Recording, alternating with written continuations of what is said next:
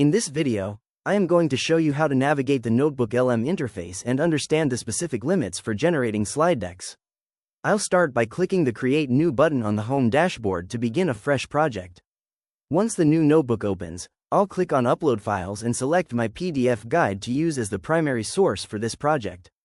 After the file is processed and the source appears in the side panel, I'll move over to the Studio section on the right and click on the Slide Deck option. This opens the customization menu where I can choose the format and language for my presentation. To see how many of these I can create, I'm switching over to the official usage limits breakdown provided by Google. This table shows that access is divided into 4 tiers, with standard users having much lower daily caps on notebooks and sources compared to those with highest level access. For slide decks specifically, free users are typically limited to a threshold of approximately 15 to 25 slides per day. If you are a subscriber with Google AI Ultra, you will have access to significantly higher daily limits for these generated artifacts. Understanding these tiers helps you plan your research and content creation effectively without hitting unexpected caps.